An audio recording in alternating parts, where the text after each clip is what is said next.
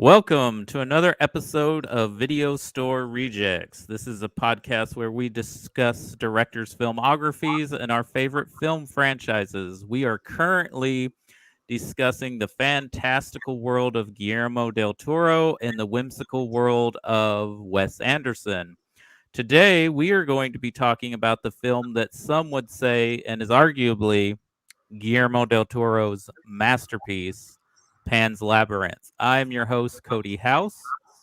With me is my co-host, Chris Jacobs. He's our social media content guy. Anything you see on the Facebook page, it's usually him posting it. Hello, Rejects. How are you this morning? And today we have a very special guest. She is a film critic. She's been to Toronto and a lot of other film festivals covering some really cool movies. I just saw last night in Soho, and I have to agree with you, Allison. It's an amazing movie. I loved it. I thought the twist was great. I know some people have been complaining about the twist, but I thought it held up. She's a filmmaker. She's very heavy on Letterboxd and film Twitter. Allison McCulloch. Allison, thank you for coming on the show. Oh, it's great to be here. Yay, welcome. And I can't remember if it was Letterboxd or Twitter where we started commenting on each other's stuff, but oh, right. Yeah. Well, we're on both platforms, so it's all intertwined.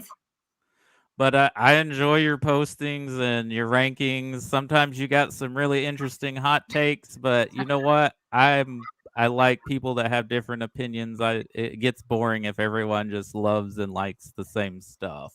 Exactly, right. Exactly. So before we get started, I just wanted to ask a couple of questions. One, are you a fan of Guillermo del Toro? And when did you... Ever since I saw Pans Labyrinth in the theater. So, I saw it in the theater. It looked really good. And he actually introduced the screening. This was way back whenever it was released. I think it was the January screening, either 2006 or 2007. And, so was a fan from the very beginning. And I could tell, like, he was going to be huge. Well, I didn't really know just how huge he'd be. Yeah, January 2007. But you never know. Like, oh, he's a great filmmaker, and then with each movie, he's kind of elevated his status. You know. So, was this your first movie of his, or did you already know who he was as a director by this point? That was about 14 years ago. Well, almost 15. So, but I don't know. Pan's Labyrinth really seems like really great to me. And I don't think I had seen his previous films. So this was probably like my introduction to him. I mean, that makes sense because, like you said, you saw it in January of 2007. And unfortunately, for a lot of these smaller budget films or art films or foreign films, they kind of jam pack them at the end of the year and then wait till like January to give them a wider release. Exactly. And it's all to get some sort of Oscar attention, which he got a lot of Oscar attention for this. But I thought this had one best foreign language film, which is now called Best International Film, but it didn't. It was nominated, but it did win several awards like art direction, makeup, cinematography. So what do you love about this film? And you were like, I will talk about this movie. What about it? What do you love? Oh, exactly. So back in 2007, I was just a regular person. I didn't really, know how to tell people what I liked about a film. I was just basically like, I liked it. I didn't like it. Oh, the actress is good. And then looking at it from like a more critical standpoint, I was like, oh my gosh, like in several scenes, the lighting was just some of the best lighting I had ever seen. And the child actress, who's not a child anymore, but Ivana Bacchero, geez, she is just so great. And I haven't really seen her in films since then, which is a complete shame because she's so expressive. But I did know back then, like, wow, she is an amazing talent. Like I would like to see her in more films like the Spanish child actress Ana Torrens, like she was in some stuff when she was a kid, and she sort of made some other stuff later, but you know, here and there. But I would like to see Ivana Bacchio in some stuff, you know, some more films, like you know, 10, 15 years later, just be like, okay, let's rejuvenate your career, you know? Right. So. Yeah, for sure. And this And movie... yeah, so Oh, go ahead. Well, just one more thing. Like back then, I also didn't really know to the extent of like what Franco, like the background and everything. So I was just like, oh, okay, this is just like some more thing is going on. But like, especially with Pedro Almodovar's new film, Parallel Mothers, he addresses like the background and what they would do and how they would take people out of their homes, shoot them, kill them, and like throw them in a ditch. And this was like lots of people, so like thousands of people. So, and then this seemed to be at the beginning of Franco's regime, because this was like in 1944, so it took place like decades before like when Pedro Almodovar's new film is set. But just like knowing nothing of like the context before, and now knowing like, oh my gosh, like this is what people did, this is horrific, and people will just like take over and kill people, and it's the family members, it's the ones you love, and just how horrifying it must be, you know.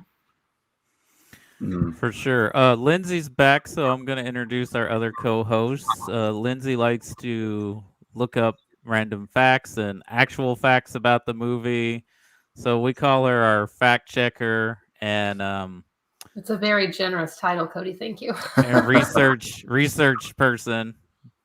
And yeah, so welcome back, Lindsay. Thank you.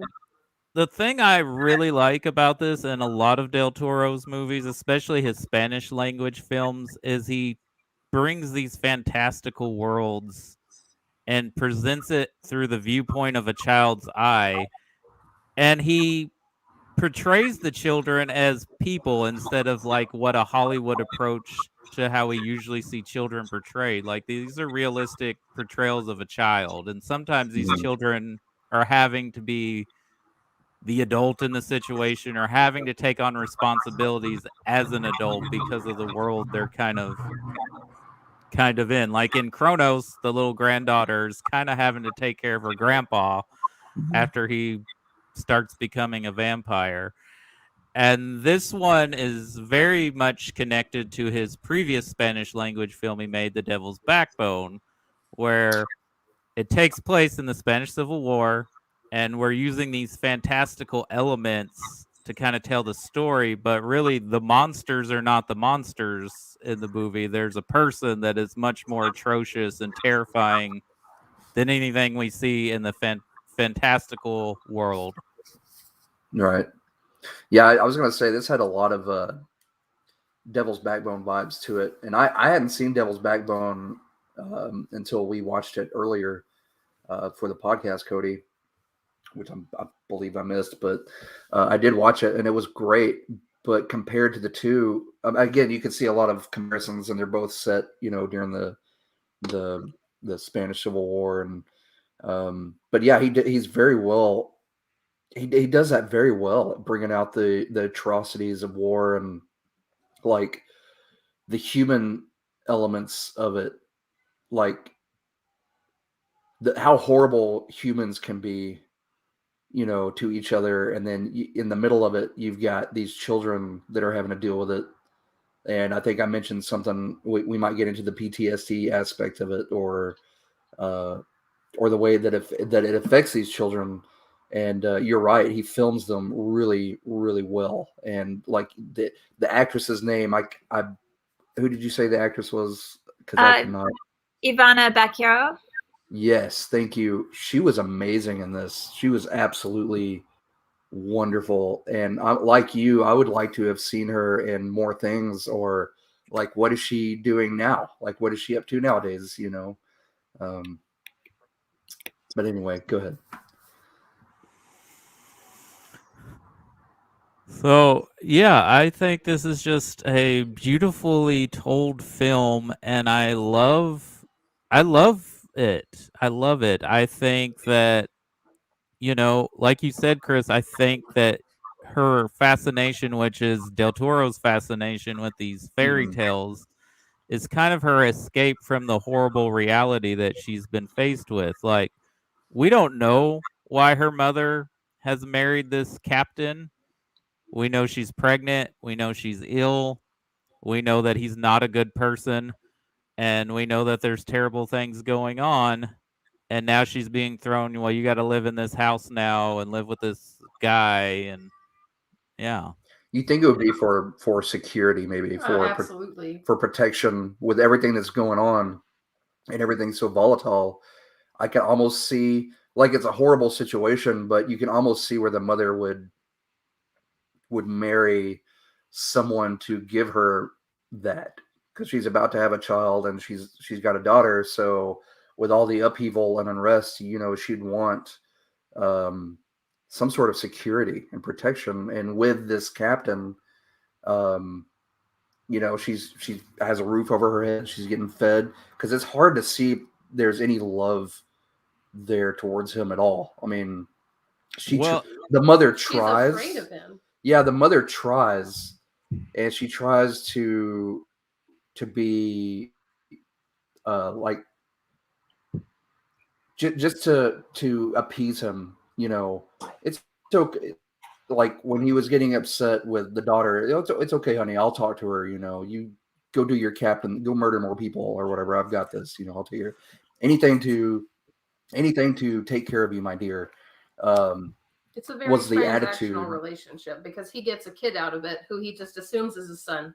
Yeah. From the beginning, and she gets, again, a place to stay. He's in charge of distributing rations, so she knows they'll always have food and safety because they're surrounded by soldiers. Like, what else are you supposed to do when that happens? Yeah, it seemed to me like it was out of desperation more than anything. It was like you didn't see any love. Like she knew that she was there just to kind of bear him a child, and her concern was just like protecting her daughter, protecting her and her daughter. But that was my takeaway. I mean, it maybe it's something different, but and that's all true. Like back in those days, women didn't really have options. They couldn't get jobs. And like Mercedes, she worked in the kitchen. So unless Carmen, the mother, wanted to work in the kitchen, she could marry the captain. Be a little bit more elevated in her status. So it makes sense. But then she was faced with having to be afraid of him, and then the captain was also like, hey, if it comes between the mother and the child, save the child. He didn't care about her. And then she, like you said, she was afraid. So yeah, exactly. When he says that, I'm like, did he just because it mentioned he went to her husband's shop. Her husband was a tailor, right? So I guess he tailored some of his uniforms. Mm-hmm. When he died, was he like, oh, well, you're a widower, so you're available. I want a son. Yeah. Pretty much.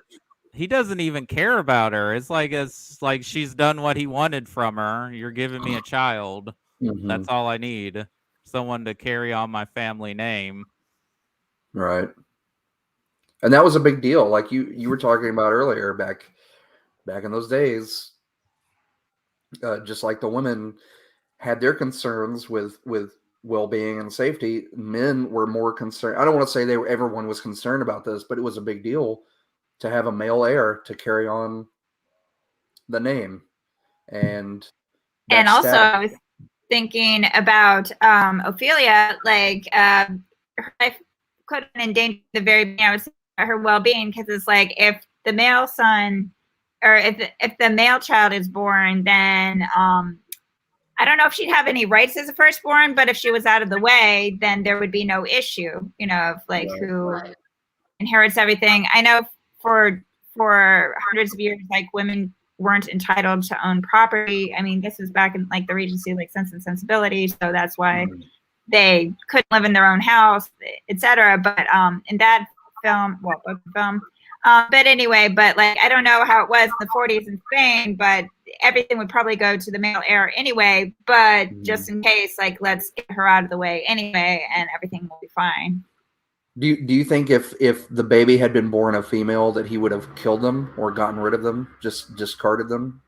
I don't know, but since the child was male, he was kind of like, he invested everything in the male child, like, oh, this is my future, so how dare you take the male child from me, you know, when she tries to save her brother. Yeah. You know? I'm pretty sure if it had been a female child, its crib would not have been in its father's office. Right. No. So speaking of his office, and something I think that's going on with this guy, he's got daddy issues.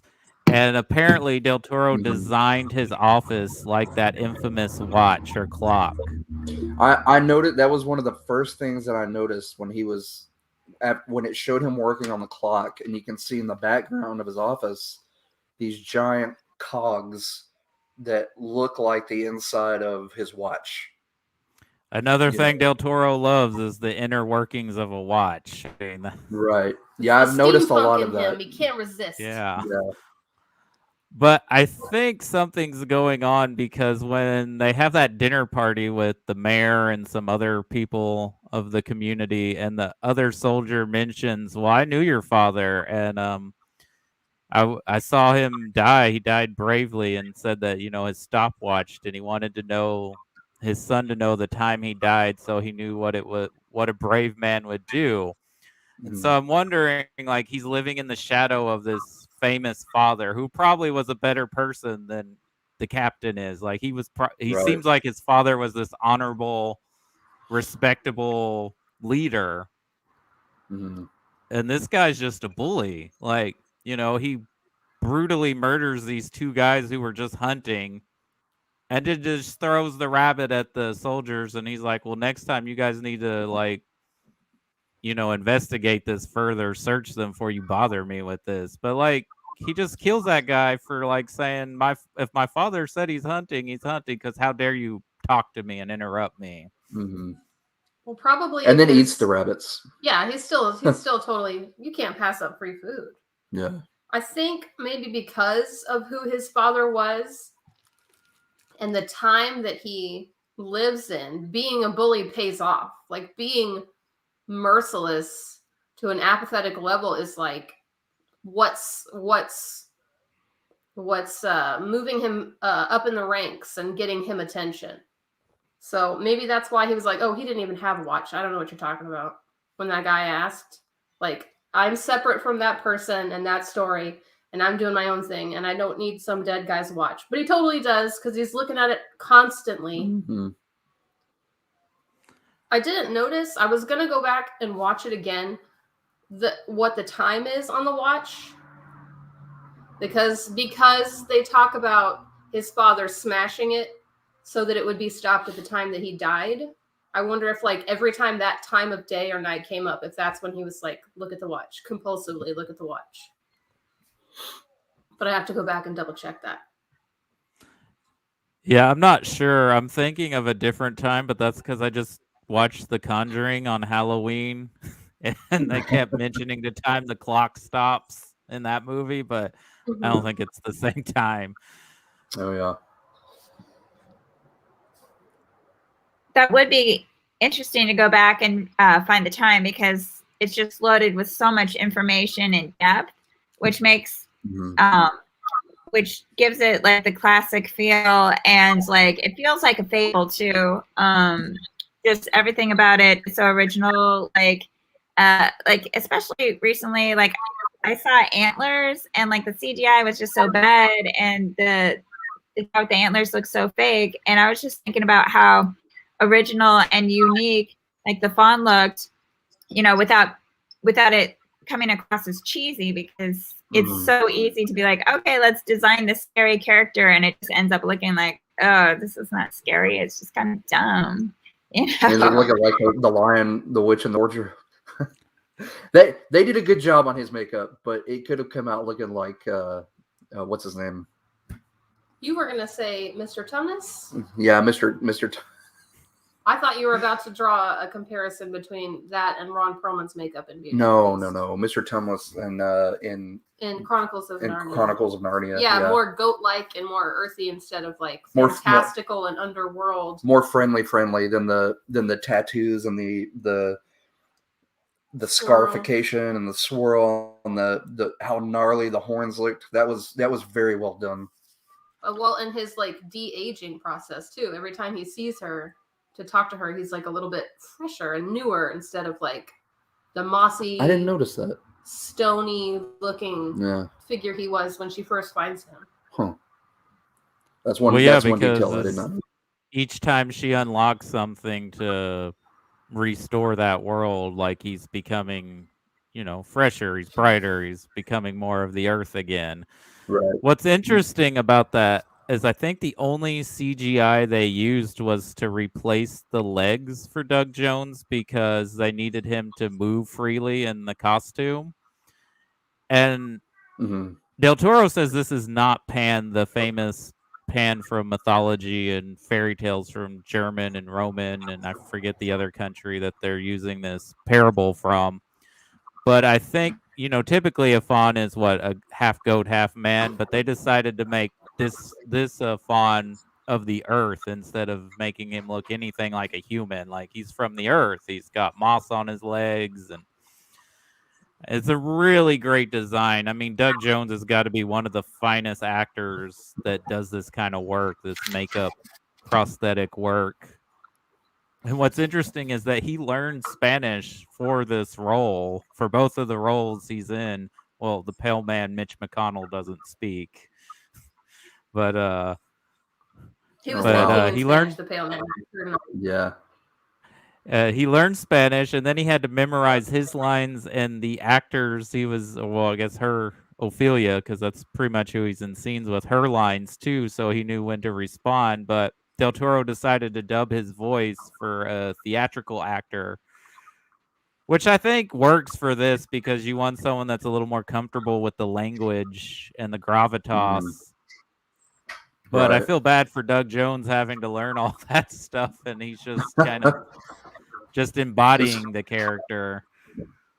I feel bad for Doug Jones in general. He's been cut out of so many, he'll be the body of so many things, and then they'll just dub over the poor man's voice. Like he has a beautiful voice, but I think that the faun needed something a lot deeper and more powerful sounding because Doug Jones is just too nice. Yeah, I can understand that. Like I can see that, but they did that to him with Silver Surfer too.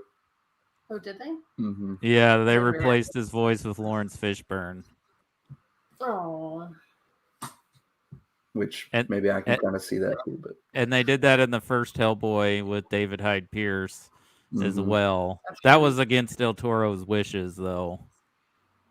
Yeah. But you mentioned needing someone with that octave voice. For the actor who plays the captain, Del Toro asked him to lower his octave so that it would come off deeper, meaning that he would sound more menacing in his speech. So I guess that actor's voice isn't really that deep as it is in this movie. Right. Now I have to hear it. I know, right? I want to be like, what does he sound like in real Does he life? sound like a squeaky toy? Is his voice that high? Because it didn't come off as like he was. You can tell when somebody's like deepening their voice. Right, he wasn't doing the Christian Bale Batman voice, right? Like, yeah, it's got a mouthful of gravel. It was much more subtly done. Oh, but it's funny because Sergei Lopez, he's also in a bunch of French films. So I've seen him in a bunch of French films, maybe even some romantic comedies. So he has quite a range. That's cool. Yeah, that's really awesome. I didn't know that about him, but yeah, that makes watch him be the Ron Perlman of the Hispanic world of movies. Like he's there in just everything, and he's got such a wide range of acting abilities. That he'll pop up in a romantic comedy here, a horror movie over here, And then he's a sci-fi movie over fascist in here. this movie. Yeah, and then a murderous fascist over here. Do you know what his character reminds me of? And it's totally unrelated, except that we're watching Guillermo Del Toro movies and Wes Anderson movies side by side right now. Is in Life Aquatic. There's a moment when Bill Murray and Jeff Goldblum are having a conversation, and there's that three-legged dog. I think its name is Cody. It is named Cody, yes. Yes, and Jeff Goldblum's like, I'm sorry, what's your dog's name? And he's like, Cody, I guess. And he's like, bad Cody. And he slaps the dog for no reason, and he's like, be still. Like, that's how cold and just like pure evil Sergio Lopez comes across in this. It's like really well done. Like, you're terrified. Yeah, he did. You know how you'll watch a movie that's centered in that time period, and it's usually like over here we get Nazis. That's when we watch a movie like that over here, it's evil Nazis, which Which is funny because you could just go outside and find Nazis if you wanted. Yeah, you can walk out the front door and we're surrounded by and Nazis. they're not nearly so neatly dressed or clean or. Yeah. Yeah, no, or civilized. I mean, I hate to say that Nazis were civilized, but those German Nazis had some manners that our Nazis don't. But it's kind of weird that Nazis are a thing because, I'm going to be like President Obama. I thought Nazis were bad. Yeah. Yeah, what's with all these movies about bad Nazis? The only good Nazi is I won't say it. Anyway, I won't say it, but we all know it. We all know it. We're all thinking it. I watch that movie anytime I am really mad at the state of the world or like all the atrocities going on. Sometimes I'll just put that on to. I guess that makes me weird, but sometimes it puts me in a better mood. Like I watched it when the election last year when we didn't know the results yet. So it's which one? Which movie? Inglourious Bastards. Ah, yeah. That Bastards. is a very cathartic movie. Or feeling that way. I mean, I don't really want to compare the two, but Indiana Jones. I could watch Indiana Jones mow Nazis down left and right. It's just something therapeutic about it. I thought you were going to say Monument. Anyway, Monument Men. Not Monument Men. Different movie. But anyway, sorry. Go ahead. I went off on a tangent. Yeah, but I mean, his cruelty is in that scene where they're interrogating that poor man who stutters. It's just, it's hard to watch. When he was like, if you can count to 3, I'll let you go. Knowing that he could not count to 3 without stuttering. That right there was probably the one part that covered got my me. eyes and had Christopher muted. Yeah, I had to mute it for Lindsay, but I was reading the subtitle and I was like, oh man, that right there, out of all the torture that I've seen in movies dealing with like military type torture and stuff, that was the one that got me right there. Like, count to 3, and if you can do it without stuttering, you can go. And knowing that he couldn't do it, and when he got to 3, he just couldn't do it, and then he got hit with the hammer, and I was like, man, that's a punch. And I don't know how anyone else read it, but this time, when he finally, because he knows Mercedes is part of it before he confronts her about it. But when he's going to torture her and he tells his lieutenant or whatever, I can do this alone. I was like, oh no, is he going to rape her? Is he going to? That's what I was thinking. Like, okay, he's fixing to, There was that deal. Well, I mean, he just touches her for no reason throughout the movie. Is kind of being creepy, passive aggressively towards her, throughout the film. Too. It's kind of like I took it as it's kind of like, and it's very sick, but like that, I could have my way with you anytime I want, right? And there's nothing you can do about it.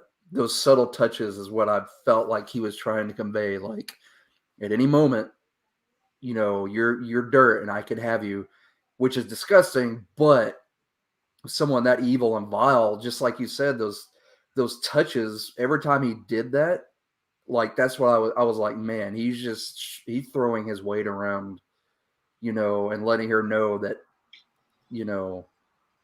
what he could do at any time without conveying it, without getting just too creepy. All he had to do was put his hand on her shoulder, and that's what I got from it. Was like, man, he's a sick dude, and he's letting her know that what could happen at any moment just by a simple like touch, a grab on the arm or the shoulder, like he was doing throughout the movie. So I think he conveyed that really well, like without having to go into it or like having to explain it. Yeah, because all you have to do is beat one person to death with your bare hands very quietly and quickly to get everybody around you to understand that you're not tolerating anything like that. Mm-hmm. And like with the key, go ahead. Oh, but that's how women were treated in those days. Like the wife, Carmen, he treated her like property, and with Mercedes, he also treated her like property. However, like he also had like this machismo, and he had this huge pride problem. So he underestimated her because she was a woman, and that was his downfall.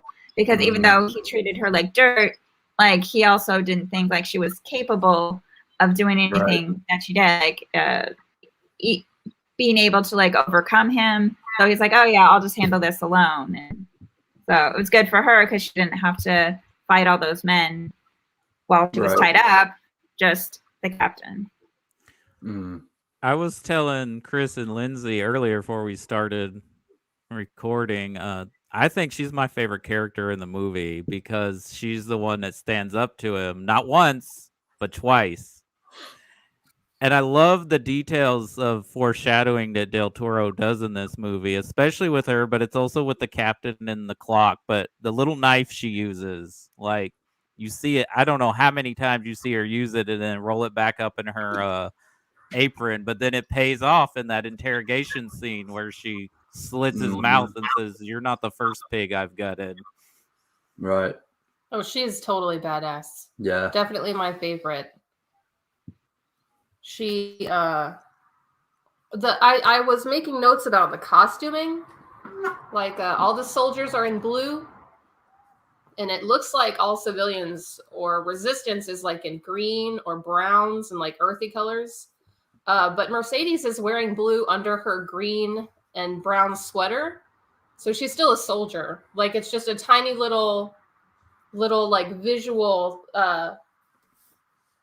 note, like, well, she looks like everybody else that's working for him and working in his house, but really she's reading maps over people's shoulders, and she's listening to plans, and she's making really obvious eyes at that doctor a few times. Like when you're in a resistance, you don't want to make big eyes and big eyebrows like, you hear, you see, you look, come on, know what I mean?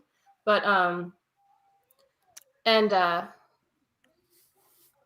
oh gosh, I forgot where I was going with that note about costumes and the colors, but it's really well done. I think maybe I was just focusing on Mercedes because she's one of my favorite characters, and I felt like she was going to be I thought she was going to be more involved in like the fantasy aspect, but that was definitely just for Ophelia. Like that was her story and her adventure to handle on her own. So I didn't notice that really, but do you guys think because she's a double agent, sort of, that's why she's dressed that way? Because she's having to work within the confines of the captain and his brigade, but really she's with the resistance because, you know, what is her boyfriend? Is it Pedro? Is that his name? I may have it wrong. Yeah. I thought that was her brother. Or is it her I No, that's felt her like there was brother. something romantic going on there. Is it her brother? Maybe she meant like my brother in arms, but she calls him her brother. Yeah, I think it's supposed to be her brother.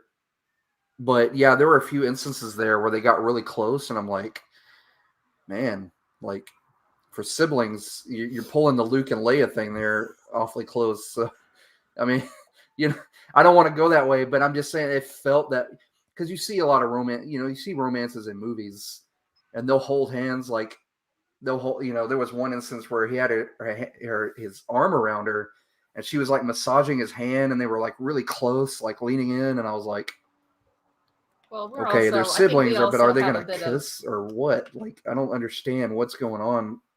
Like, I understood the dialogue and what was going on in the scene. It's just the way he set it up was kind of uncomfortable. But that's the way I Yeah. took it. Like, they were brother and sister, like, you know. But I don't know. That's just Maybe me. we Yeah, just had I a was- puritanical bias about physical contact between family members. Yeah, maybe.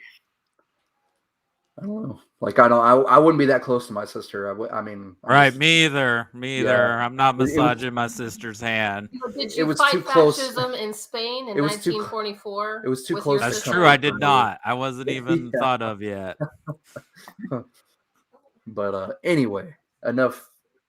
You know. Well, apologies on my Yeah, end. I well, hadn't seen this movie since 2007, so this is probably like the third time I've watched this movie. So Same here. I watched it in theater, and I think I tried to watch it on DVD the last time, and then last night was it. That's all. So yeah, I've seen it about 3 times myself. And the Yeah, first I time, haven't seen it. I'll Sorry, go admit, when I saw it in theater, like, I had no idea it was a Spanish language film. Like, I had no, like, I kind of heard of him loosely, like Guillermo Del Toro. I mean, I knew he was involved in Blade 2, and I was like, cool, this looks really great. And I saw, the trailers looked amazing. And then I got to the theater, and again, this is 2006, Chris, or 2007, Chris, where I wasn't as open with my movies as I was today. I was kind of like you. I knew what I liked and what I didn't like. I didn't really study film, or I wasn't really mature in my film watching. So when my initial reaction was I just didn't. I was like, oh man, like, I have to read, like. It has the pace. Just the film itself has the pace of reading a story, reading a book. Yeah, it was a little, which is drawn wonderful out. if you love to read fantasy books and you'd love for them to make your favorite fantasy books into full-length movies. Yeah. But it probably does feel a little slow. Yeah, I'll admit it was compared to other movies. The first watch was a little tedious for me. It was slow. It was I'll say it, and I feel embarrassed saying this, Cody. I was telling you before we got on here. I said I wasn't going to say it, but I'm going to say it. I'm going to be that person. It was the fact that I had to read it, and I missed so much in the background. And that's not. I am not faulting foreign film at all. I have grown since then. I do enjoy foreign language film, but 2007, Chris, did not that much, and it kind of detracted from it, and because I missed so much about it. But I'm thankful that I got to go back and watch it this time around, because I caught so much more. I appreciated it more this time around, really diving into it and getting to study it. But yeah, I'm sorry, I went off on another tangent. Well, Go ahead, I'm glad you've grown, because Bong Joon-ho says you're missing a world of treasures by not watching foreign language films. And I mean, Yeah, I think the success of this movie, even though it wasn't like a ginormous blockbuster, like, it made more money than they probably thought it would. And the critical praise I got, I think this helped even make foreign films more legitimate in the States, for like people to be like, oh, I'll watch this movie. And it gives them enough cachet to go hog wild in the fairy tale aspects with Hellboy 2. Like, I think the success of this film is why Hellboy 2 got greenlit. Well, and I'll say something else too. Like you said, it probably helped foreign film become more prominent in America, because before this, we need to be watching more foreign films. The only movie that I had really seen that much publicity on, a foreign film with that much publicity in the States, was Life is Beautiful. But what about Crouching Tiger, Hidden Dragon? That was another one that got big Oscar play. Crouching Tiger, Hidden Dragon. Okay, I take that back. Crouching Tiger, Hidden Dragon, and Life is Beautiful are the only two really movies that stand out that got a lot of attention in the States. Because I remember seeing trailers for those two movies and like, oh, okay, well, those are foreign films, which I saw both of those, and I really enjoyed them when I did see them. but like you said, like since Pan's Labyrinth, I've seen more emphasis on foreign film, and maybe that's just me noticing it. Like maybe it was there all along, but me as a film buff, I just started noticing more foreign films getting more attention, you know. And it really did. It introduced me to so much more in that genre too. Well, I mean, that's the thing that does bother me about foreign films is that we as the United States and movie theaters will just automatically think, "Oh, it's subtitled. That's an art movie. It's artsy." And they're not always artsy. Have you That's there's right. some I feel foreign like our resistance to foreign films says something about our educational system and our literacy Yeah. rates in a country that's supposed to have everything and be able to do anything with all of our resources.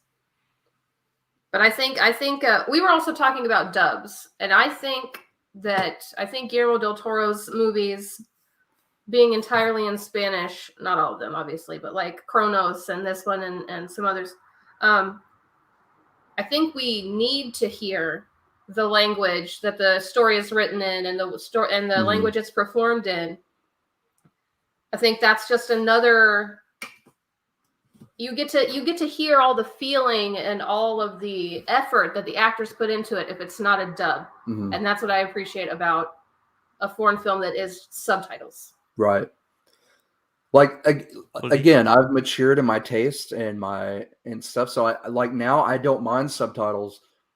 But last night I was sitting there thinking like, okay, I'm not illiterate. I can read and write, but I feel like personally, and this is me personally, I felt like while I was reading, like I would like to go back and watch a dub version of this film. I'm not saying it'd be better, but just so I could sit there and pay attention, absorb more of the background, like what's going on in the background, more details. Like I'm not sitting here saying, oh, well, they need to re-release it and dub it. Like it would be so much better. But I'm just saying I would like to watch it in the original Spanish. And then when I get ready to go back and rewatch it, I wouldn't mind watching a dub version just so I can absorb everything in the background. More detail, more visual and stuff. But again, that's just a personal, personal opinion, personal taste.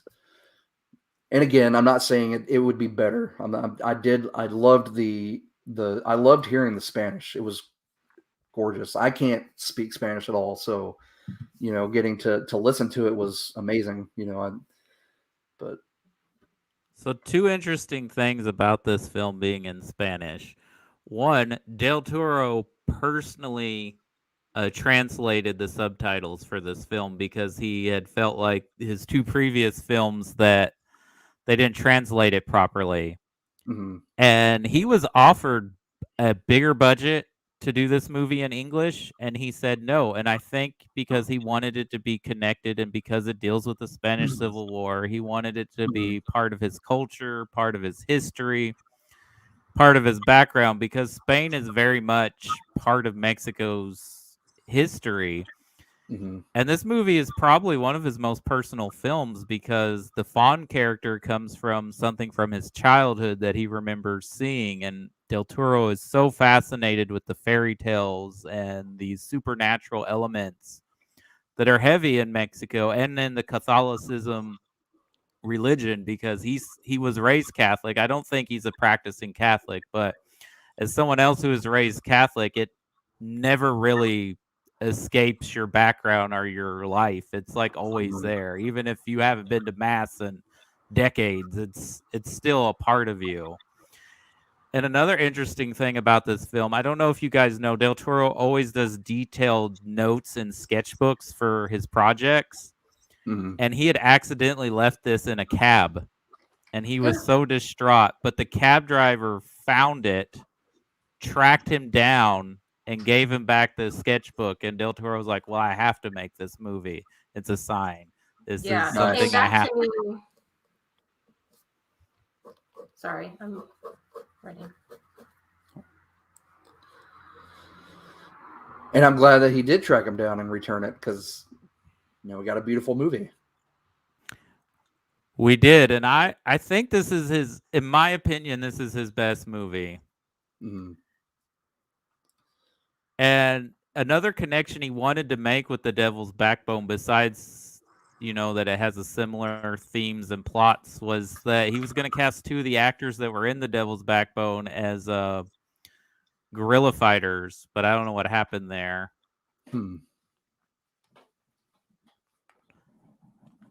But let's talk about the Pale Man. How creepy is that guy? Yeah, that whole scene, I loved it. And again, since it had been so long in between since I had seen it, I totally forgot that he ate children and babies, and I was like, I saw it and I was like, oh yeah, it just makes it even creepier. Like you see the pile of tennis shoes, the kids' shoes there, and then all the artwork on the wall. He's just like having him some baby, just enjoying it. And that's his meal. And I was like, yes. And then when she stopped to eat the 2 grapes, and I was like, oh man, this is it. She can get eaten. So those fairies that he takes a bite out of, you know what those were made of?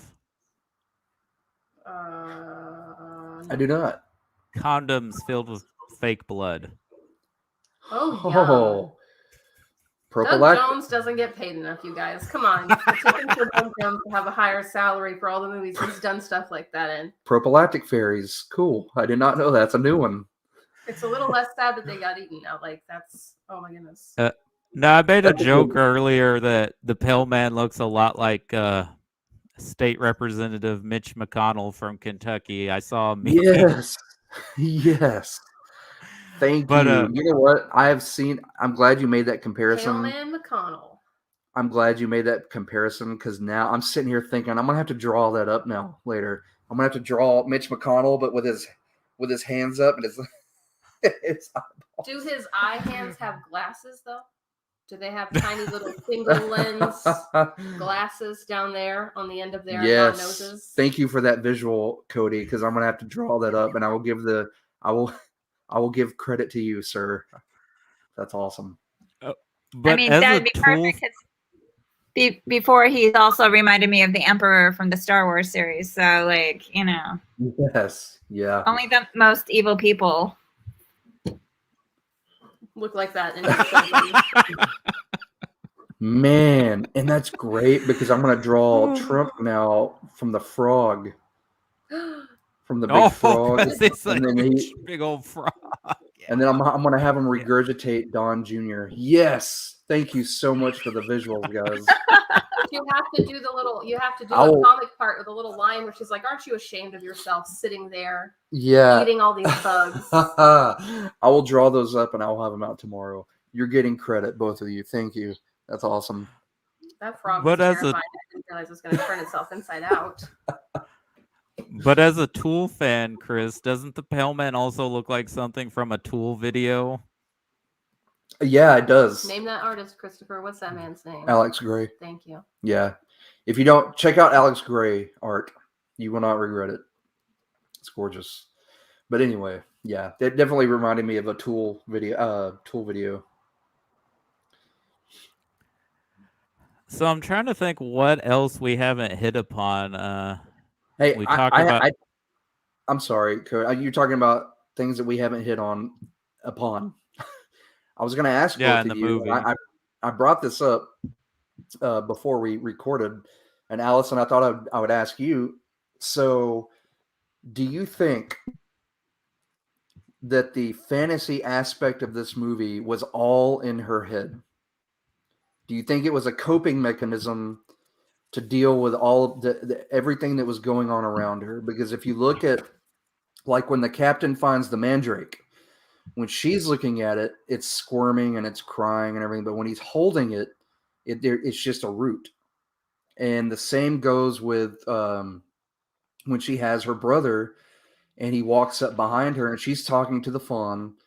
But when it focuses on the captain and he grabs the baby, the fawn's not there. So it implies that this is all in her head as a coping mechanism.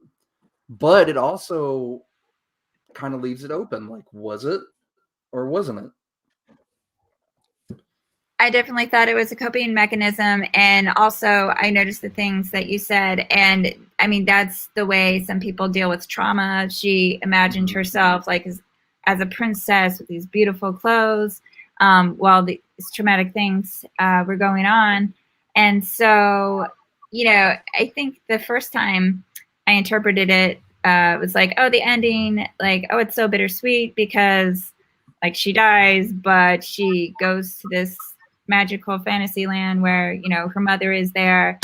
And so but this time I didn't really think of it as bittersweet. It's just like, this is just the way it is. And I almost, the second time I wanted to believe that like I just accepted it like as a fantasy film, like, okay, this is these fantastical elements, but yeah, also could be interpreted like as a coping mechanism because right.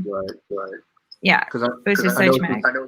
She's sitting there bleeding, and it shows, it shows her in the throne room, and she's talking to her elf father and the fawn, and her mother's there, and elf ears and stuff.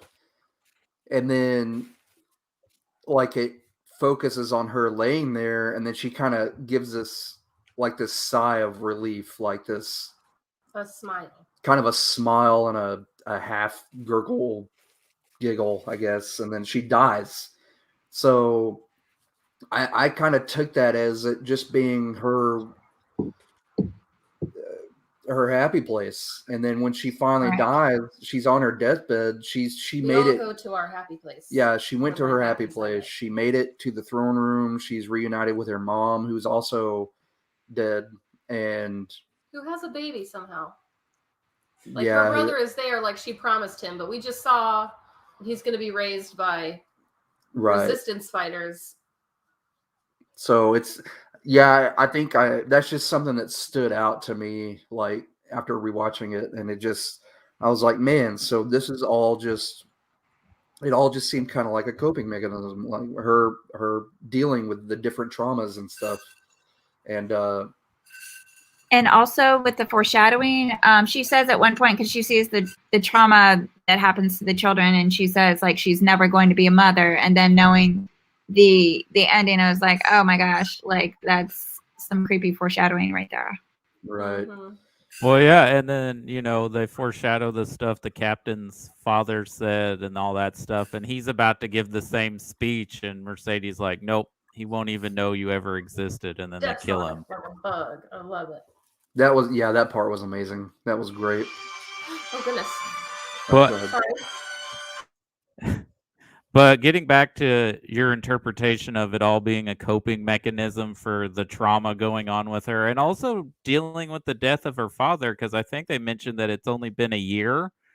The actor playing the king in the underworld or earth world, whatever it's called, he's credited as also being her dad, even though you don't ever see him or know him. And that actor was also in Devil's Backbone as the doctor and the grandpa in Kronos. Mm-hmm. Who is exactly who I would expect to be king of the underworld at this point, just because of Guillermo Del Toro's movies. Yeah, I kept watching. If it's not him, I'm going to be mad when I get there. I kept watching for him in the background. I was like, man, this dude's going to be in there somewhere. And then she pointed it out because I totally missed it. I guess in his makeup and stuff. She goes, oh, look, it's the grandpa from, all of his other movies. I was like, there he is. Federico Lupi? Yes. Federico. And Del Toro has famously said he would have cast him in every movie he ever did, but the reason he wasn't in Mimic was his difficulty speaking English was why they recast him in Mimic. Wow. Should have just left him subtitled it, man. That'd have been great. He has a gorgeous storytelling voice. I would want him in all my movies too. Yeah. He's the Hispanic Morgan Freeman. Morgan Freeman, thank you. Yeah. Mm-hmm. And I'm not going to say this other interpretation is right or wrong, because I think, like you said, Chris, I think Del Toro leaves it open for how you want to interpret or think how the story ends. But another interpretation is that she is actually this princess from this underworld, and this is just a version of herself being human. Like, yeah, her human self is dead at the end of the movie, but the princess of the underworld is where she is now. You could interpret it that way as well. Right, because we don't even know I want her to get that. if the father is the father. I thought like maybe the father in the underworld, like that's maybe someone different than her father on Earth. I mean, we don't know. Yeah, like I'm with you, Cody. Like I want to believe. Like the first time around, I was like, "Oh, that's great." She, you know, it worked out for her. It sucks that she died, but it worked out for her in the end because she got to go back home and live happily ever after. But I guess it's just a cynical adult in me. Like after rewatching it, I was like, "Oh, well, I no, think he she makes died." it so seamless so you can like choose your own interpretation depending on what you need to uplift you, because that's terribly sad otherwise. Yeah, like a choose your own adventure book, like just or a Sopranos ending. Just leave it open enough to where the audience can decide either way. It depends on what mood you're in. How they wanted that to end. Yeah. I prefer filmmakers to do that so that there's something like this to talk about it instead of it just being clear and cut, because that's fine. Sometimes that's fine if you want entertainment and the movie is what it is and it ends. But I like when a filmmaker leaves it open for interpretation and we can sit here and discuss for an hour what is that ending? What was this movie all about?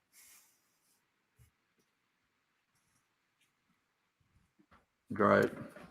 I feel like you have all the cool tones that everything's shot in, unless it's like the fantasy world that she has to deal with. It's like all muted and colder colors, and I love that the end where she does return home, whatever that means. It's all golds and warm and red and like what she wanted for herself while she was alive. Mm. It's just so beautiful. Like her clothing, the crown that the king of the underworld wears, just so pretty. So I'm going to choose that she got to go, because she refused to spill the blood of her brother. Even if he had a different dad, even if she didn't have enough time to really be attached to him, other than, well, that's my sibling, and you know, our connection is my mother, who is like my favorite person but isn't here anymore. Even then, she was like very mature for a child to be like, well, no, this is a baby, and right is right and wrong is wrong, and you're not going to harm him. And that was like, dying was like her, it's not a gift, but you know what I mean, her sacrifice. I think she deserves to get to go live in the underworld and be Princess Moana, or however you say that. It sounded like they were saying Moana, Yeah, Moana. But I might be. Oh yeah, it was Moana, which is so funny because it's like, okay, then Disney a few years later or 10 years later makes a movie about Princess or Moana. I don't know if Moana, the Disney Moana, was a princess, sort of, but not really. I don't know. But it's like, oh, did they steal the name from Guillermo Del Toro? Because Robert Flaherty also had a film called Moana, which he co-directed with his wife. Long story short, but Moana was a man, so it's kind of different. But still, it's like, okay, but it's still a very rare name. So when you hear it, like, oh, Moana, okay, yeah. Mm-hmm. There's only one letter difference in the spelling. Like it sounds and looks exactly the same. Yeah, 2 N's for our Princess Moana and Pan's Labyrinth. Oh, for sure. Well, I mean, if credit where credit's due, if Pan's Labyrinth is secretly a inspiration for Disney's Moana and helping Disney making stronger female characters that they're going with right now, where we don't have to have a love interest, then hey, awesome. So be it. I'm glad Pan's Labyrinth helped them get there. Right. And I'll take Moana over Frozen any day. Since Disney doesn't have so sick of Frozen. The spine to make the real fairy tales where bad things happen and there isn't a happy ending. Well, that's not true because Disney makes movies where all the parents of the main characters die. So I don't know. Could you imagine the Disney has different trauma they're trying to inflict than like their source material, all those old fairy tales. Could you imagine the horrific transformations of the children that turn into donkeys in Pinocchio? Like if they did that right, how horrible It was and pretty scary in the animated version. Well, we're gonna Horrible. see that next year when Guillermo Del Toro does Pinocchio. bingo, exactly. Like I want to see a horrific like American Werewolf in London type transformation of these kids turning into donkeys for like smoking a cigar and or swearing and spitting. gambling. Yeah.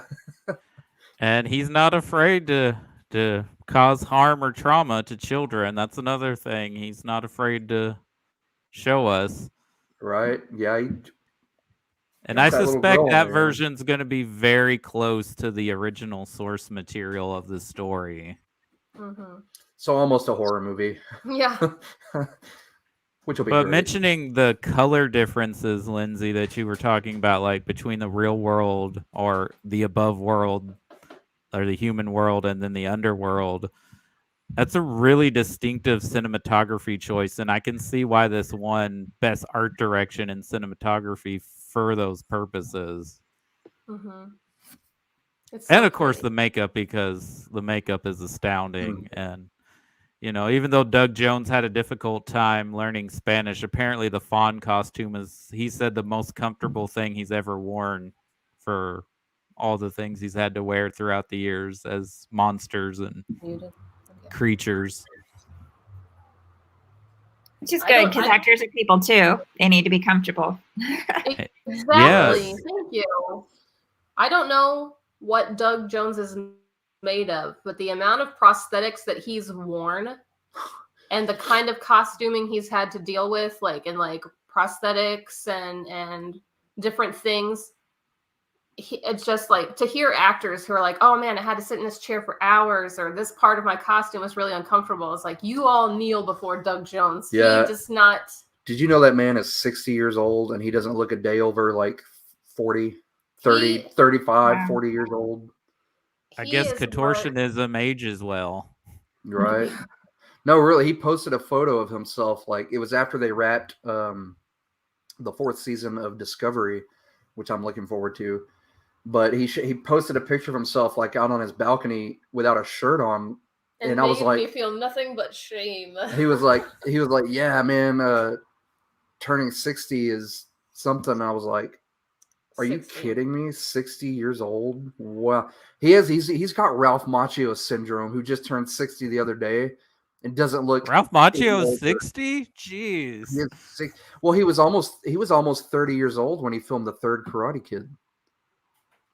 Wow. And that's why, yeah, the love interest, if you'll notice in the 3rd Karate Kid, they didn't give him a love interest because the teenage girl that was playing his friend in the movie, they were like, it's too creepy. We can't do that. Even though he looks like he's still in his teens.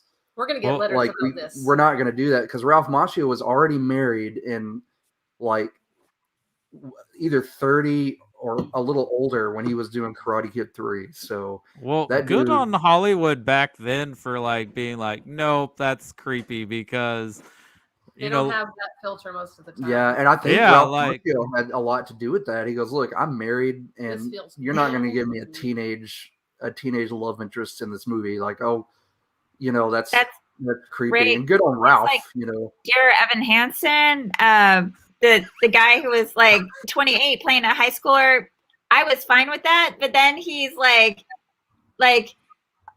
fawning over like his teenage love interest. I guess the actress was like 24 or 26 herself, but still, it was like, ooh, that it still was a little creepy because like he's 28 and like supposed to be in love with like this high school girl. I'm like, okay, that was the part that irked me, not the fact that he was 28. But even though I did see kind of the lines in his face, I'm like, oh no, he's supposed to be in high school. We were watching a review of that. My wife teased, like, because there's a scene with him and Amy Adams, and she's like, they could almost be love interests, even though I think Amy Adams is like 18 or 19 years older than Ben Platt. She's like, they look more believable as a couple. Exactly. Or even some moments with his mother, it was like, oh, that's yeah. The mother was like jealous in like a way that like a mother shouldn't be jealous of her son. Like, okay, that's a little much. Yeah. But yeah, good for Karate Kid 3 because I forget what movie we were talking about. I think it was Sleepy Hollow, and Lindsay and I were like saying like it doesn't matter how old a man is, he can still be a romantic lead till he's like 60. So he's 80. wearing that little oxygen hose in his nose, and he's still got Bond girls traipsing about him. Yeah. And I But say like Bond once girls, an it's actress turns 40, they're like, sorry, your mom Or now. sometimes even 30, 35, they'll be like, oh, you're too old. She has to be like 20, 25. I'm like, you're oh my a God. sister, aunt, or you're a grandma. That's it. I gotta go see what that Okay, Bond was. you reminded me of a tangent that drives me crazy. So, The Wolf of Wall Street. Olivia Wilde was supposed to originally play the Margot Robbie part, but they're like, they said she was too old, even though she is 10 years younger than Leonardo DiCaprio, and she wasn't even 30 yet when that movie came out. Man. Yeah, I forget if it was like Maggie Gyllenhaal. She was around maybe 37, and she was going to be opposite a 55-year-old actor. Approximately, I think those were the ages, and they were like, "No, you're too old." So, like, this was like 10 years ago or something. And the male lead was 55. She's still too young.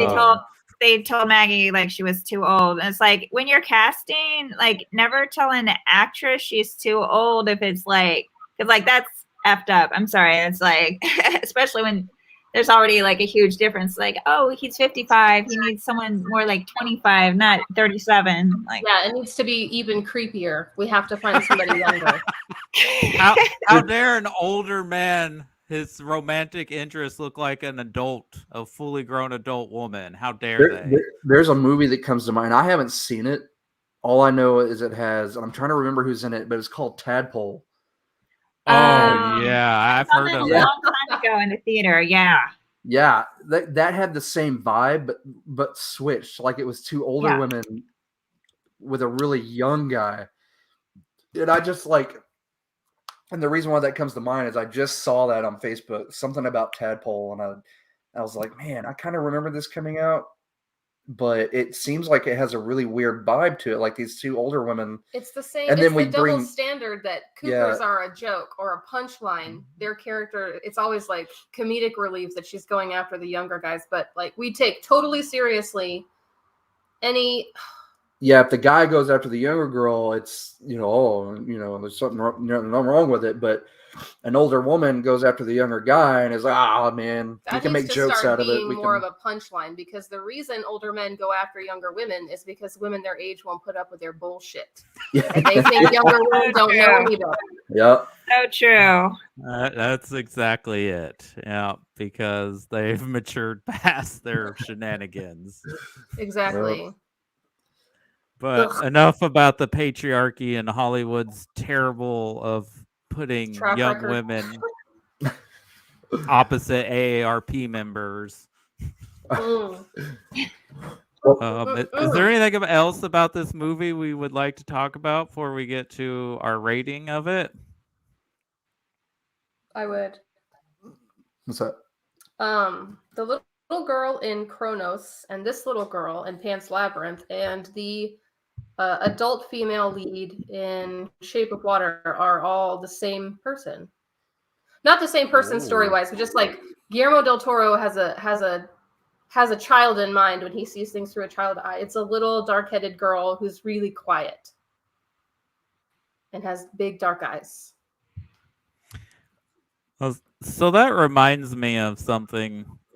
There was supposedly going to be a sequel to this. I don't know what it would have been about. It was like called 393 or 3930 something.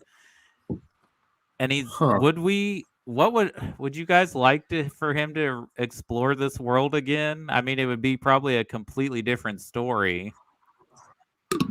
I think this works as a standalone movie. Yeah. I mean, like I'm happy for. Like I'd want to, but I don't know. To me, it just seems like a standalone. Because in the sequel, he would have to confirm whether it was real or not. Not really. It could be about her brother. That's true. Maybe he inherits her collection of storybooks. That's true. Or maybe he gets I to don't go know. do tasks. But I think like my impulse as an audience member is, yeah, I want more of this world. It's gorgeous. I want to see more of the magical parts. Mm-hmm. But I have a resistance to the idea that everything needs to be a franchise, have several sequels. There needs to be more for the sake of more and not for the sake of like the quality of the story. So I'm kind of torn on that. And plus, like I really liked Hellboy, but like Hellboy 2 wasn't as good. So like, what if? Oh yeah, okay, let's have a sequel. But then it's like maybe it's not as good, and then you'll be like, eh. Then you're left with a taste in your mouth, like, instead of like standalone masterpiece. Yes, that's exactly a good point. You know, the end of Fanboys, when they're waiting on the prequel movies to come out, when they're waiting for Phantom Menace, at the very end, they're all sitting in the theater and they're like, guys, what if it sucks? And then that's it. You're just like, it just ends. What if it's bad? What am I going to do? You get over it. Don't go on the internet and complain. Don't and ask send other people what they death think. threats to poor actors who were in the movie. You do what everyone else does, and you get on a podcast and you complain about it. You mansplain the hell out of that on that podcast. Yeah. But I'm like you, Lindsay. I'm torn too. I would love for him to just go as fantastical into the fantasy world and see more of that. But I'm kind of glad there's not an actual sequel to this. Though I would love for Del Toro to do another movie set in the Spanish Civil War, which he had hinted at whatever genre he wanted to put into it to kind of, because that's what I love about genre films is it's a way to discuss worldly, political, social issues and not feel like you're being preached to or like you're being taught a lesson, because it's a good allegory for all these things going on in society. Right. That's for me. Hold on. And besides him finally making, if he ever decides to do it, which I hope he does, at the Mountain of Madness, I would love for him to come back and do a Spanish language film. It doesn't even have to be about the Spanish Civil War, but I would love for him to do another one so we could have like a kind of a unconnected thematic trilogy, like the Cornetto trilogy or John Carpenter's Apocalypse trilogy. They're really not really connected in any way other than it's the same filmmaker dealing with similar issues in films. That would be cool. Another Spanish Civil War movie, but a different Gothic tale. Right, so he's done the Gothic horror film with a ghost story, and now he's done a fantasy film with it. Like, what other franchises he want to play in? He's got a very active and monsters or something like. I mean, I know worldly there's imagination. Yeah, that'd be really cool. But I think if there's nothing else we want to talk about, we can go into ratings. Allison, I try to create ratings for each filmmaker we discuss. And so for the Guillermo Del Toro ratings, if you think this is a great movie, a masterpiece, you love it, we give it a fantastical. It's fantastical. If you enjoyed it, you thought it was fun, entertaining, it's a delightful creature feature because Del Toro loves his monsters. If you think it's a little obscure, kind of only for cinephiles or Del Toro fans only, it's a deep dive. If you don't think it quite worked, it's a little mediocre, doesn't quite come up to standards, it's cared too much for the monsters.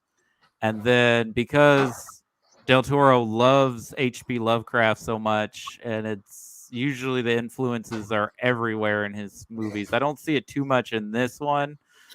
But because of that, if it's a terrible movie, it didn't work, it's a complete failure, we give it a Cthulhu Rex All. Okay. So tell you my rating. Do I also give a numerical or do you just want the Guillermo rating? You can give the Guillermo rating if you want to do a numerical by stars, letter grade, or 10 out of whatever, you can do that too. Okay, so I'll give numerical first. The first time I rated it 7 out of 10, and I used to be like a really harsh rater, but like this time I see it's more like a 9 out of 10. And so with the Guillermo rating, I guess I'd give it a fantastical rating. Like pretty much can't do better than that, and it's near perfect, if not perfect. I agree. And you used to be a harsher rater, because I've seen some of your ratings where you're harsher than some people. Oh yeah, much more harsh. I feel like I give 5s out like candy now. Like it's not often, but like maybe I'll do for a year, and like for the first like 20-25 years of my life, I only had like 6 5-star or 10 out of 10 ratings. So like I just would not give a perfect rating ever. But then again, I saw your old rating, but I had to agree with you. Old Rules, I saw it a couple of weeks ago, and I don't know why everyone's hating on that one. Oh yeah, I love that one. All right. I personally, after watching it again, now the first time I watched it, I probably would have given it a deep dive or a creature feature. But after watching it and talking about it more, replaying it in my head, now see, and it's a little tricky because I have not seen, was it Crimson Peak? Yeah, Crimson Peak. Crimson Peak or Shape of Water yet. So I'm comparing these two as older films. So comparing these two as older films, I would have to go ahead and give it a great film, a fantastical film compared to his movies that I have seen so far. It is the more, I don't know, I don't want to say more mature, but it's just like you said, it's a great movie. It's almost perfect. It's well developed. Yeah, well developed. The only time you can say that phrase is about movies. That's it. Yeah. Yeah. But I'll give it a. That's why you can't call it a mature film, because mature talks about about another genre of. I'll give it a fantastical rating. Yeah, I'll give it a fantastical on my end. I concur. This is only my first time seeing it, but I agree. I think it's beautiful. I think the story is well developed, and everybody is just doing tops, acting wise, costuming, setting. It's beautiful. And as hard as it was for me to keep up reading and writing notes at the same time, I think I'm going to go back and just watch it a couple of times, because it really is gorgeous. Mm-hmm. And she goes to the underworld. That's it. That's why there doesn't need to be a sequel. I don't need to find out that she's not there. So, the end. Well, I guess all 4 of us are in agreement here, because I'm giving it a fantastical too. I think this is his masterpiece. Chris, what I will say about his later films is that some of them aren't as thematically strong as this, but the craft is just increasingly better. And you mentioned, like, between this and his older films, I think Kronos and Devil's Backbone are both thematically strong films and very well made. But I think this is like him fully becoming a great filmmaker. Like everything, he's at the top of his game in this movie. Like technically, the story, the acting, everything comes together. And I'm so happy that the success of this film, because his 2 friends, Alfonso Cuarón and Alejandro Inarritu, had films that came out this year, Children of Man and Babel, which I've never seen Babel. Inarritu, I'm not as big of a fan as Del Toro and Cuarón. But, you know, I think the success of all 3 of those films really made Spanish filmmaking kind of a higher point. People are like, oh, there's interesting things coming from Mexico and Spain, even though Pedro Almodovar had been doing it for 10, 15 years prior to this, and he's still doing it. I think this definitely helped.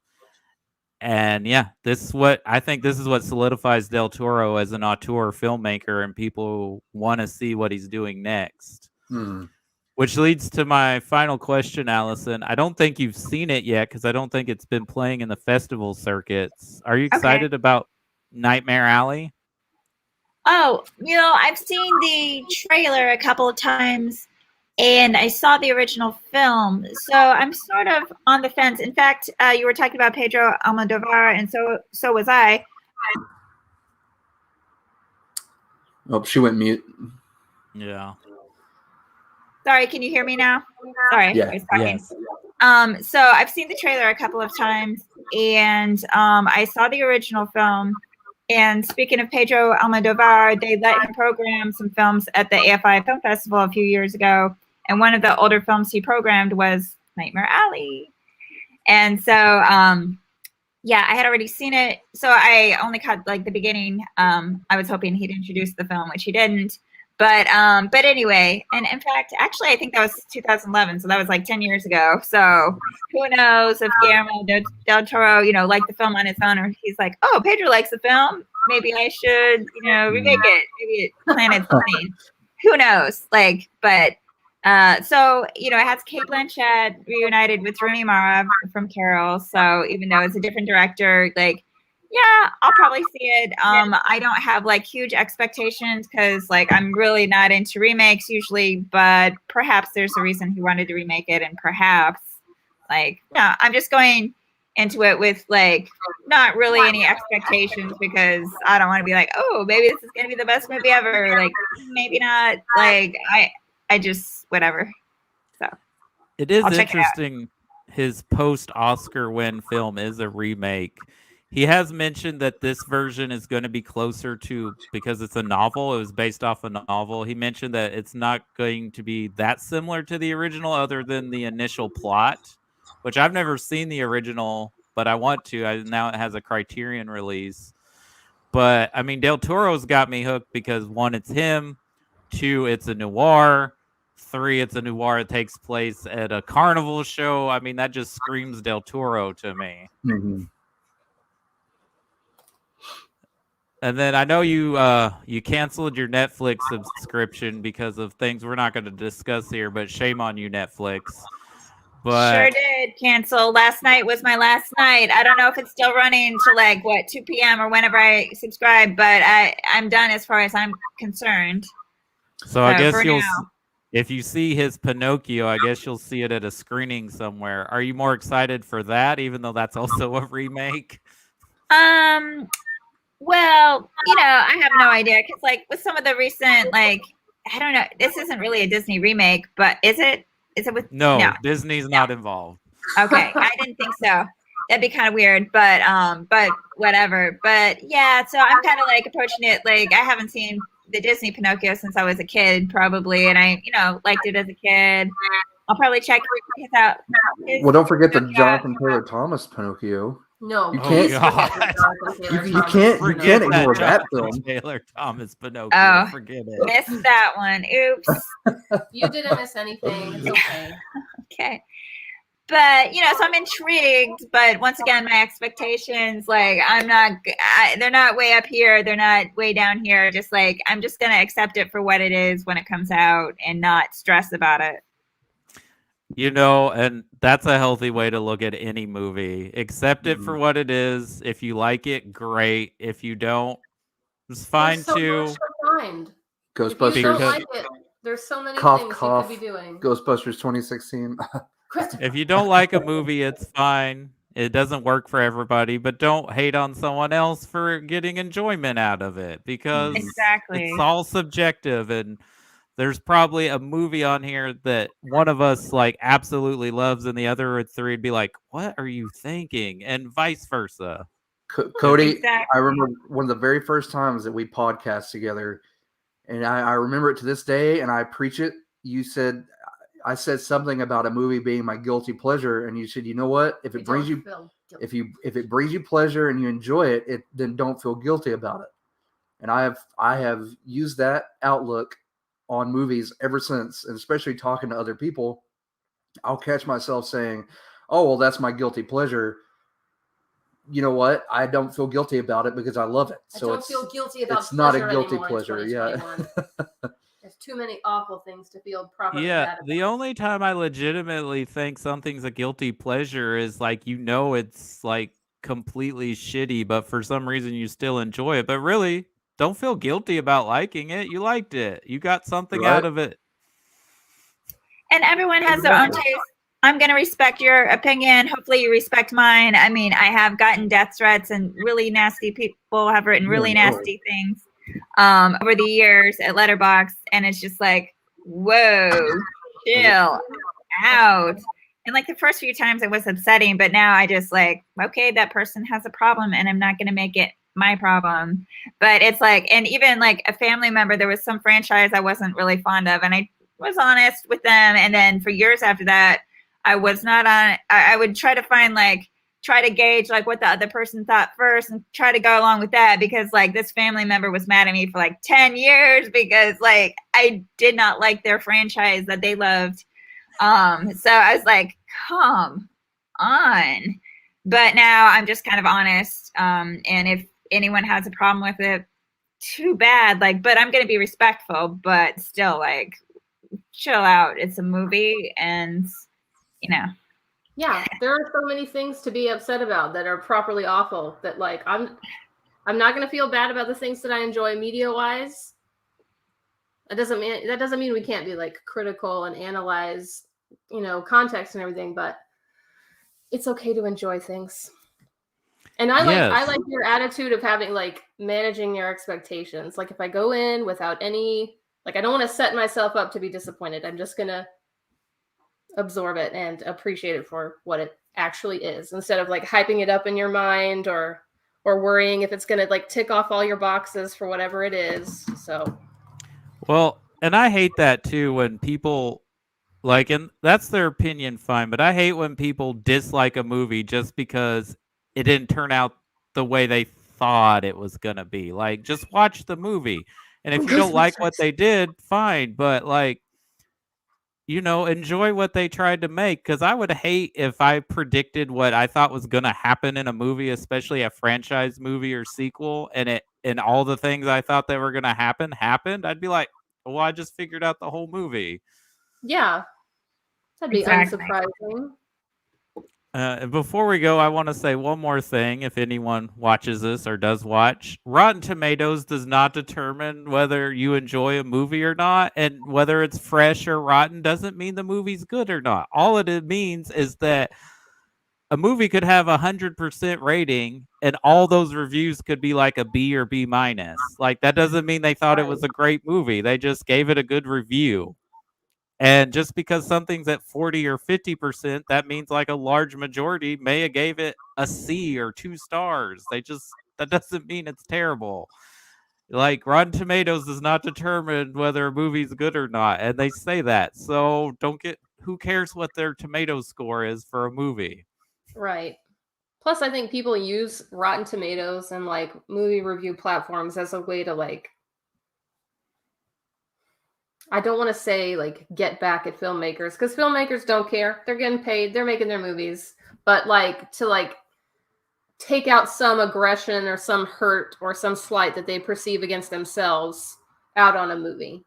Like hurt people. So the people who are on there who just want to trash something, that's more about them than the movie necessarily. Yeah, and that's all I'm going to say. Allison, again, thank you so much for taking time out of your day to come on the show and talk with us about this movie. Anytime you're Thank you, free guys. again and are interested in a filmmaker we're talking or a movie, you are more than welcome to come. I know you're a busy person, but I appreciate I'm so sorry your for being time. so busy. I'm glad we finally found a date where everyone can meet. And if you still want to do Isle of Dogs, that's fine. But if you don't feel pressured to do it. But I would love to have you back. Not my favorite Wes Anderson movie, but when going through my rankings, I somehow had it above the Fantastic Mr. Fox, but I kind of like reversed it. Yeah, but anyway, because like I guess I did enjoy Fantastic Mr. Fox like a tiny bit more than Isle of Dogs. I do too, but that's because it's more charming and there's not a white savior in Fantastic Mr. Fox. Oh yeah.